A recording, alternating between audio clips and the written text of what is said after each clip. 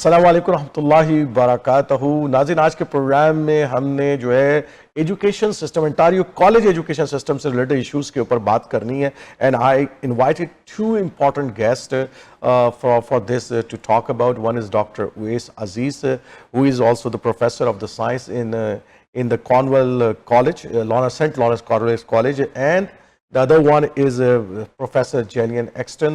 She is the professor in the St. Lawrence College for the psychology, and both of them, they are raising the issues about the funding, about the financial issues that's going on with the Ontario colleges, especially system. And there is a chance that 8 to 10,000 people are getting laid off because the international student door is now closed, or it is minimized. Now less number of people, international students, are coming to those colleges, but there are a lot of programs are running now, and there is a great danger, और इस बात का खदशा मौजूद है कि these program will be going to be closed, and to sustain those program there is a funding required. Those are very important programs, those started by the colleges, और अगर हम उनको फंडिंग नहीं करेंगे तो वो जाहिर सी बातें क्लोज हो जाएंगे। इसी तमाम इश्यूज़ के ऊपर बात करने के लिए हमने अपने दो मेहमानों को बुलाया है, डॉक्टर उवैस अजीज़ और प्रोफेसर जिलियन एक्सटन को। आइए उनसे मुलाकात करें। The two people I invited to discuss about the issues that's related to our Ontario College nowadays. One of them is Professor Gillian Exton. She is a professor of psychology in the St. Lawrence Cornwall. Welcome, Gillian, for the first time to Toronto 360 TV. And we have another, thank you. We have another gentleman who was there. We call him for other reason in our program as well, Dr. Uwais Aziz. He's also the professor of science in the St. Lawrence College in Cornwall. Thank you, both of you, for coming to the Toronto and ready to discuss the issue related to the Ontario College. So let's start. I want to whom first tell me about something, what's going on really in the Ontario College nowadays. So maybe I'll give a little quick history of what the Ontario colleges are. So they were established in the 60s with the idea that education should be accessible and community-based and not overly expensive. Before that period, you either went to high school or you went to university, and there was nothing in between. So Bill Davis in the 1960s came up with this idea of a community college base, and it is really supposed to be rooted in the community. Programs that are related to jobs that are needed in the community, interests of students, and providing something where people can get post-secondary education without having to travel thousands and thousands of miles. Ontario's a big province. So when we have these small community colleges, we can then bring in students and train them in jobs to keep them within their community. So that's where the history is. What's been going on recently is through a bunch of mishaps, including cutting or non-funding appropriately of the college system, and now the loss of international students. We're finding that the college, even though they are showing these giant surpluses, are cutting back hundreds and hundreds of programs. When we cut back programs, obviously there are no teachers needed for those programs. And so we're seeing that ramification of lack of teachers, lack of support staff, and thousands of job losses. So it's a conglomeration of issues. So that's one issue. So as I mentioned, another thing, Uwais, can you add on this subject, especially in the simple terminology, so we can all understand that these are one of the issues she mentioned, Gillian mentioned already. You have something in your mind as well. Do you want to add something? Yes, I will just expand on it. Just keep in mind, like, health and education are the basic human rights, right? And it is a responsibility of a state to provide education to public, or give access to education to public, right? Now, the problem is that over the last 10 years, there is around 28% decrease in funding to these public colleges, right? So keep in mind, like, when a student comes to us, we are largely servicing population who are at lower socioeconomical status, right? Now, the problem is when the student comes to us, they pay something around 3,000 to 7,000 per semester, average, I'm just giving you a rough average, to graduate from our courses and our program. The problem is, like, once you start underfunding these programs for our domestic students, you can imagine, like, the cost for each program or towards the student will raise up to like 20,000. Like, imagine, like, if public sector closes a program, a course or program, and you want to become a nurse. Let me give you an example. You close a program of nursing. I hope, like, the college sector will never do that, but I'm just giving you an example here, right? And imagine someone want to do that. Now, in the private sector, the same course are offered for 3 times the prices. Now, the student is going to pay 3 times the prices, and when they will graduate from the program, they will be in debt for $40,000 to $50,000. Whereas, if you look at from the student's perspective, if the public run funded colleges are there, they are running at their full stream, which should be happening in Ontario as well. It is not. It is unique to our province. Rest of the provinces are giving much more money per students to the colleges to run their campuses. We were going to touch that also. Just giving an example. So why in our province in Ontario we want to increase the burden of OSAP on students? Why we want to increase, like, the amount which students have to pay back to the system, rather than once they graduate they don't have any loan or minimum loan, right? And keep in mind, like, it's going to burdenize the family with the tariff which are coming up from the Trump, and we are going to see, maybe we might be able to see some layoffs there and job loss there in multiple sectors. Imagine what is going to happen to those people who who lost their job in all this process, in the tariff and all those things. Now, if those people will lose the job, what was traditionally happening, those people will take 3 months Go to the to 2 years colleges, or yeah. 3 years courses from Yeah, public yeah. sector colleges, To upgrade not in themselves. depth anything, go back to the job market with 70K, 80K job, so they're back in the market. Imagine those people who will lose the job, and there is no more system in place to, like, give them a support in that time. So this is what happening. That's why this matter is important, and that's why we are, Okay. starting this Okay. campaign and all those processes, right? So So let me ask Jillian. Jillian, first tell me, because you're a long time here and you are the professor from the St. Lawrence College there. You are affiliated and you see all these up and downs as well. I'm sure that. So tell me that.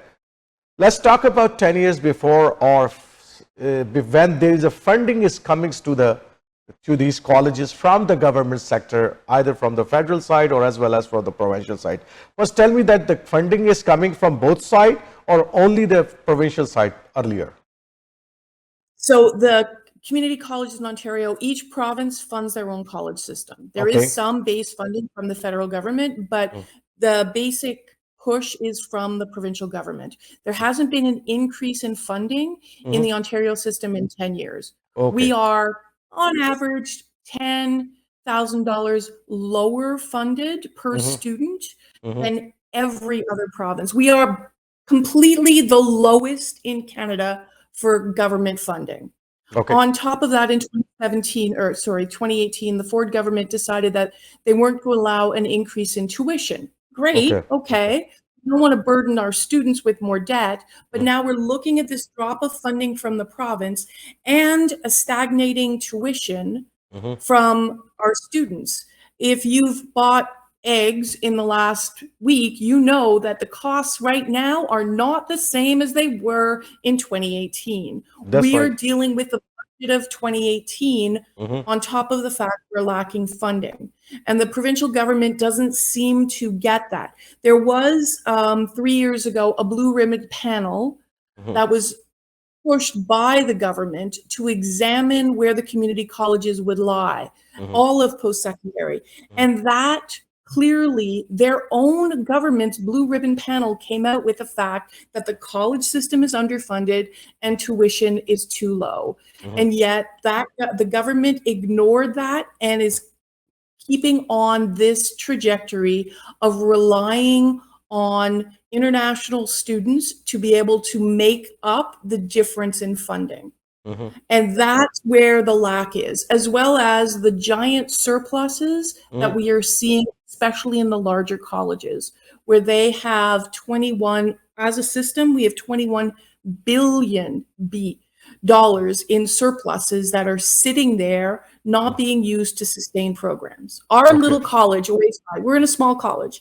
We've lost 55 programs. Oh, So if you want to study business in Cornwall, you got to move to Kingston. So we have not only a debt load issue when it comes to increasing tuition, going to university, going to the private, but even if you can access community colleges, it means now that you're going to have to pick up and move. So mom and dad are not just going to have to pay the tuition, but they're going to have to pay the living expenses. And as a community college, we were supposed to remain within the community. so one of the questions raised to you especially is that because there are a lot of, we are living in a different era where we have artificial intelligence, there are so many things, new technologies, new skill set, new things are coming in, right? And I don't know that colleges are themselves is also adopting to the newer changes or not, because there are a lot of programs I see is still in the universities even. They are not needed anymore really, those programs are, but the students are taking the admission and their futures are dying really after completing their graduate from there as well. So how you guys tackle those things, because this is one of the phenomena too, because when we talk to the government, they say this is the new era, we have to cut down this, we have to bring this new, we have to do this, we have to do that. So what's your take on that? Okay, so we know job market is changing very quickly. Okay. So everyone agrees on it, right? So colleges have a robust mechanism that we can adopt to those changes very quickly. For example, if a craft has opened an industry in our neighborhood, we would be the first one to have resources to train the people who have to work there. So even a small industry in a small town, whenever it will start, we will the first one to adopt to it. We have like university takes time. Keep in mind, universities are the place where knowledge is created, right? Yes, some programs are based on the industry, but all the program in colleges, almost all the programs in the colleges are industry based, right? So whatsoever there is a demand in the industry, whatsoever there is a requirement, so we have like something called pack meetings every 6 months, where we invite people from industry, we take their input and we modify our programs every year. So keep in mind, all of our program goes through process of renewal every 3 years. Okay. It means that every 3 years, whatsoever is happening, we will integrate that into our curriculum, right? So our programs, and then of course, in university, you have to take a degree for 4 years. You have to go for a 4-year program to get a degree, right? In colleges, you can be job ready within like 6 months, as low as 6 months, of course, to 4 years, but nothing more than 4 years. Like BSCN is the longest duration, like bachelor degree, where you spend 4 years there in colleges. But we just make person ready within 6 months for industry. Another fact which I want to share with you is that 83% of our graduate end up getting jobs within like 6 months. And in I think in 2018 we had around 140,000 graduates from these colleges, and imagine like out of them a lot of them will be having job. In Ontario, if you will touch the figure, in Ontario, 35% of the people in the working industry right now are college graduates. Okay. So college do have robust mechanism to adapt to all those changes. We change our programs, we modify our programs, so to adapt to the industry need. Now imagine if some there is a concept which is abstract, which haven't been applied in the industry. Of course, we will know that, we will learn that, but we will not train people for that, because that's not the industry need at this time, right? Okay, so Jalen, come back to you, because this is I trying to understand that, right? I want to see every angle that what's going on really, right, on this issue. So Jalen, tell me that this is an issue, right? Definitely COVID-19 also play a vital role of that one. There are a lot of things happening, right, and we are not recovered yet financially in all the sectors, and one of the sector is education as well, where we're still struggling. So tell me that, did you guys talk to the minister, because now Ford is his second term is there? So did you guys try to reach out to Doug Ford ministry or someone to and try to ask them that we need the funding, we need the help, this sector really need the help? I personally have reached out to Nolan Quinn, who's the Minister of Education, colleges and universities. And I've been desperately trying to talk to him and remind him that the funding we need comes from his department. He is my local MPP. So I've been trying to talk to him and have him understand that closing campuses, closing programs is not just a detriment to my small town, but it's a detriment to the province as a whole. It's a detriment to all our children and their access to good jobs and good education. You mentioned AI before, and I understand that a lot of the push will be to put education online. We train hands-on people. We train electricians Trade. and plumbers and all of the trades. And in my sector, I'm in psychology. Unfortunately, St. Lawrence College has closed its mental health and wellness program in Brockville. Okay. And if you've opened up a newspaper, if you've opened up social media, you know the need is so profound for mental health workers. And yet the funding is such that that program has been closed in a small town with so many issues. And so what's going to happen is we're going to see the cyclical event where there aren't going to be workers and people are going to have to leave to get the education if they want the education, and they're not going to come back to support their communities. And so the communities are going to fall into disarray because they don't have the support. And this becomes this secular thing. And the college system, as always said, is so important. It is crucial in sustaining communities and especially in bringing up people into jobs that are going to show dividends not only personally but in the community itself. We provide the workers to be able to support the community. No, this is one of the challenge of the everybody here, that because we elected our governments, we bring the peoples to serve the community, to serve everybody in the Ontario, and definitely education is the most important sector because we are building the future. We are building the people who have coming up with the new trades. So I'm really surprised because I see that especially psychological need in the Ontario is getting increased after COVID-19, either in the schools, either in the offices even, either in the workplace. Everywhere we see that, and you are telling me that this program is also trying to slash it out from the colleges is really a big surprise for me, Jillian. And I think we definitely, the government, if they are listening to us, these programs, especially Mr. Nolan, please reach it out to the team and find it out the real issues. Because if you're not finding out the real issues of this, because your government have the responsibility to take care of those issues. And I will myself, I promise every one of you or all my audience and the Jillian and the OAS, I will reach it out these two gentlemen. Because I know some of the ministers, and I will reach it out and I will let them know that what's the issues is going on and why the funding is cuts, and everybody, people are crying. I will see the nurses are crying as well. I see the education system is crying everywhere. School system is crying, and we are where we are heading. If we cut it out, because we are the developed country, because we are having the good education here. We are not, what I'm listening from you guys, it looks like that I'm living in a third world country somewhere where Pakistan, India, Bangladesh, Nepal, Sri Lanka, all those have those issues there. What you guys are talking about to me, because there's a government is spending almost 2 to 3% on the education and rest on the security and all other things, because those are the important things.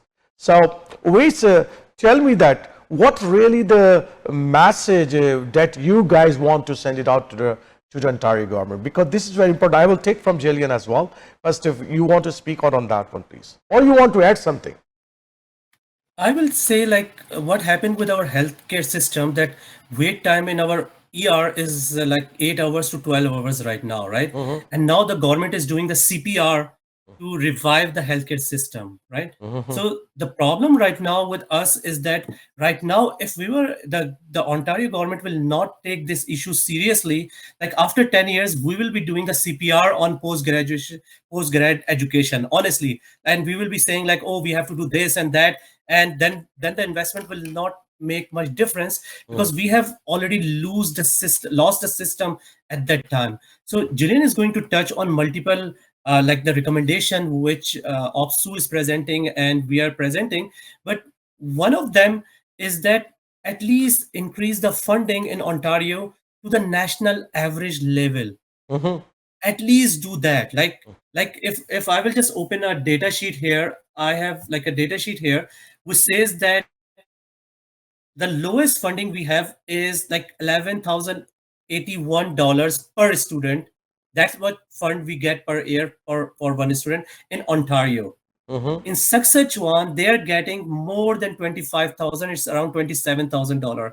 And the least or the next to us is the Prince Edward Island, which has a funding of around $18,000 to $19,000 per student per year. So that's the lowest. I want to listen. What is the in Calgary and Okay. yeah? Can So you give if according you to have this date, something? yes, Yeah. according to this data in Alberta, it is around $19,500 approximately in Alberta. And what about the Quebec? And what 19,500. about the Quebec? Quebec has around same as Alberta, so it's around the same line on 19,450. So same. So the most economical province of the country, who is generating a lot of economy in the country, have the lowest funding toward the education. That's what you are saying to me. Exactly. So that's where the problem arises, right? That's what we want. We want it to raise to the national level, right? So at least increase like $8,500. That's what our math is. Mm, If that much amount per student is increased, I'm not talking about any other students. I'm talking about the domestic students mhm. who are our kids. And Yeah, like if I got jobless, I have to go to the college then too, yeah, right? If yeah. anyone who is listening to me right now get jobless, they may have to go to the college. For Mhm, each one of you, we want to increase like $8,500 per person just to reach the national average. That's what mhm, we are asking for, mhm, right? So this is one of our main recommendation to Nolan Cohen, to any minister or any MPP you're going to talk to. This is our basic demand that come to the national level. We are not asking for something which is outside of the Canada, or we are coming up with the example of any other place. We're mhm, just talking about Canada, right? So mhm, this is one of the main or main concern or the main demand which we have. And of course we should not see students as a ATM machines. mhm, Our international students are not ATM machine for mhm, colleges. mhm, Our international students are not ATM machine. Our domestic students are not ATM machine. College should provide proper education. Yes, other demands are there, but mhm, this is one of the main, and where the college is spending this money also, mhm, like that could be the second issue which we can discuss. But the mhm, main thing is increase funding. And if you can spend like a $500 million, more than $500 million on spa, so I don't think like you can, sorry to say that, like if it offends someone, but if you have that much money to spend on a spa or the luxury, like mhm, I don't think like if you will spend $1 billion on education will do any harm to the provincial budget or the, it's about setting the priorities. mhm. We have to Okay, set the priority of the province, right? I got you. I have to go to the Jillian as well because Yes. so so I know that the education system at the time passes out in the country.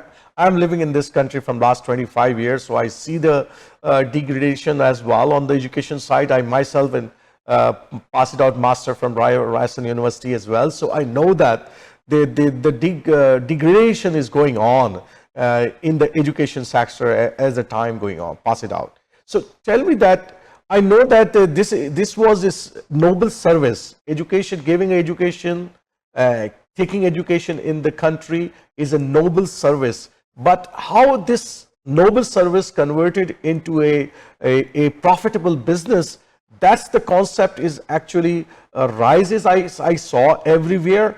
and that's will causing the main issue, because when you are not thinking on those lines that this is a noble service that we have to provide to our citizens, right?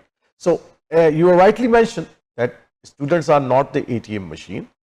They are the one who will take this education and serve this country to hold their life. If you're taking that way, in this way, the service comes from them, service goes to the country. So what's the message you want to give, Jillian, on that one? Because this is one thing which is I'm really myself is very much sad about that, because I don't want to see education as a profitable business, right? We are supposed to be a non-profit business. We are Yes. supposed to serve our communities. And there's one little aspect that we haven't touched on, and that is all the support services that we're seeing decimated within the colleges. So we provide counseling, we provide access for students with disabilities, we provide recreational services, we provide everything that makes the college experience. We also support students who wouldn't easily be able to attend other post-secondary institutions, and because they get a college diploma, they will not be in poverty. And we know that disabled people are more likely to be in poverty if they don't have post-secondary. We're seeing an absolute elimination of support services for persons with disabilities. We've seen it on our own campus at OASE and I. We're seeing it across the province, where those type of support services to help students, especially if you are a first-time college attendee, your parents didn't get to go to post-secondary, and this is your first time trying post-secondary, supports are needed to be able to get you through. And we're watching those go away. OASE and I have experienced now the loss of our library. How do you have a post-secondary program without a library? I know we have an online one, but some of us still need books. Some of us still need access to people to talk about what we're learning so that we can use that. And it's not just in our little corner of the world, it's all across Ontario. So there's a bunch of services that were falling apart. So we need funding for those support services, and we need students to understand what's going on. We need the parents to understand what's going on. If you want to keep your child in your community and to have a good job in your community, then you need a community college program in your community. And if you don't stand up for it now, as OASE rightly said, we're watching the healthcare system on life support. If we don't do something now preventatively, the college system is going to be on life support soon enough. And my fear is that's what the government wants, because then it could be taken over for a for-profit system, and they can wash their hands of it. Yep. And I think thank you very much, both of you, because you guys doing an amazing job to raising awareness about this program. Because before that, believe me that if you guys not telling me today all this thing, I don't know as well, because my children is already in the universities, they are in the finals year. The most of them is pass it out. My grandchildren have to be suffer, I know that, but nobody care, right? But I really thankful both of you that you will bringing a lot of information about the Ontario colleges, because they are playing a very vital role. Lot of trade students are there.